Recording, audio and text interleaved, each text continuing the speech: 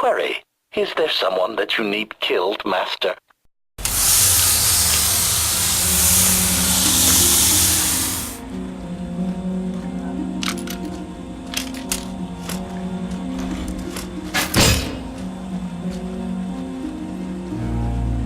When Darth Mar and I faced Valkorion, we knew right away. He was the Sith Emperor, Lana. I know. When he was struck down, it released ripples through the Force. Everyone who had felt the Sith Emperor's presence in the past, on Ziost, on Yavin 4, we all sensed what had happened. Arkan invaded soon after, claiming that an Outlander had assassinated his father, the immortal Emperor. It didn't take long for us to unravel the truth. Which side did Arkan attack first? Both. Ships from the Eternal Fleet struck at shipyards and rallying points for both sides simultaneously. They favored ambush tactics throughout the war. Zakulan's sensor technology has far greater range than our own, and their ships can fly much further on less resources. Only vessels retrofitted with Isotope 5 could manage to outrun them. None could truly compete.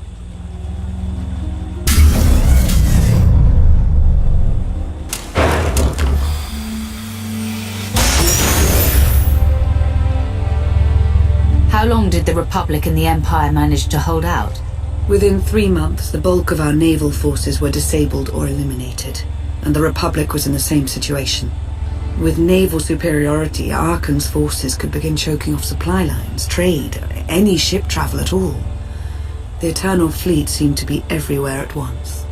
Coruscant and Dromund Kaas were blockaded by the end of the first year.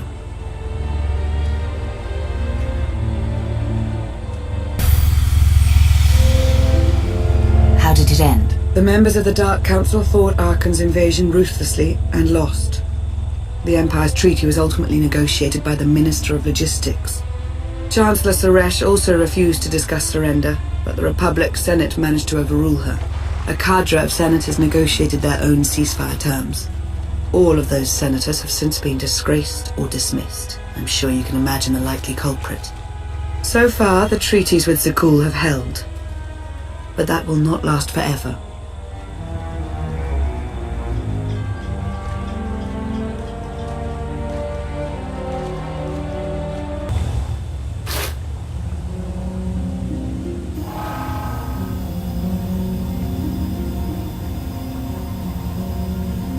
A freshwater spring.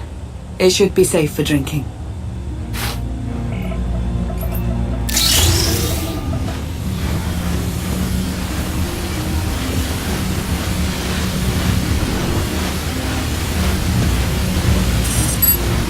So the Eternal Fleet overwhelmed both the Republic and the Empire. What was the result? Both sides are forced to pay a heavy tribute to Zakul, mainly raw materials and resources. They're also held under an arms limitation statute. The Empire and the Republic are both breaking it, of course, but they're still incapable of challenging the throne directly. Who rules the Empire now? Darth Asina was the only Dark Council member left standing.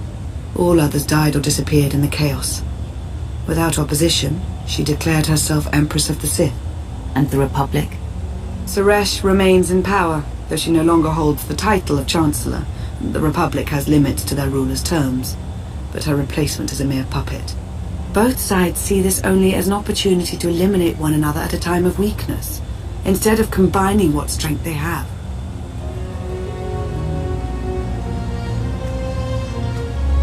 Arkan does nothing to prevent violence between them, so long as their tribute is paid and no one challenges Zakul's superiority.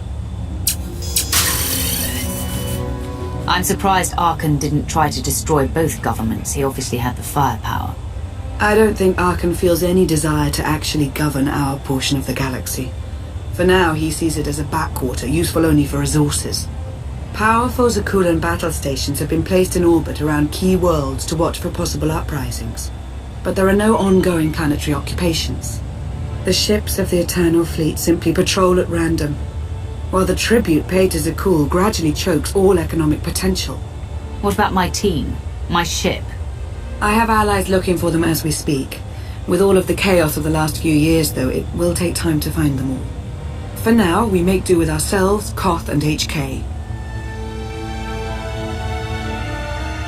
How did you end up working together with Koth? I knew I'd never find you alone. Recruiting assets with first-hand knowledge of Zakul was my top priority for years. Koth was on the run, pursued by the deadliest of the Zakul Knights. I resolved the situation, and we've worked together ever since. He's been an invaluable ally. Koth is a Zakul native, a veteran officer of their military, one of the few who hadn't been replaced by a droid. He and his crew were part of the occupation of the planet Denon.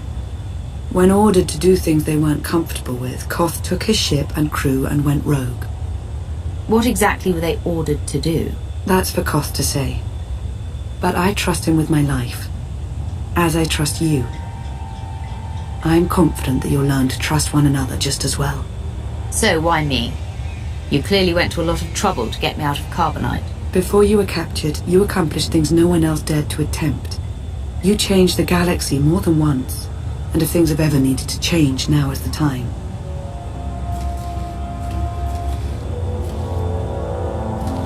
But there is something else.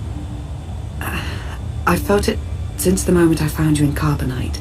There's a power in you. Something new. It's elusive, but I know it's there.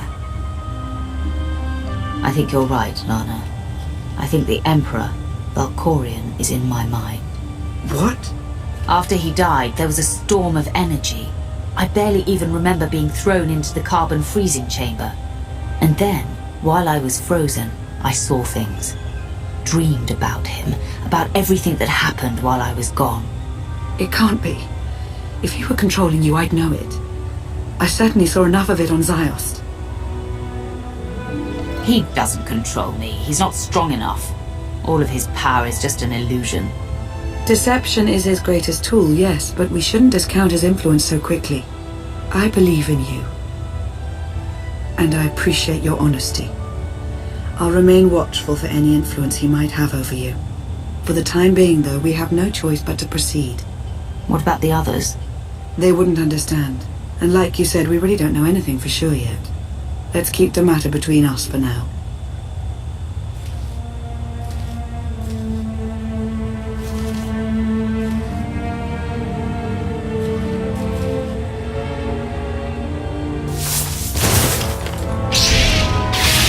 Salutation. It is a pleasure to see you again so soon, Masters. I have encountered minimal resistance in my patrol. How minimal? Reassurance. Only one Sky Trooper and 3 local predators with poor survival instincts. Our position appears to be secure at this time, but I would still advise caution on your return trip, Masters. Keep up the good work, HK. Appreciation. It will be my pleasure to do so, Master.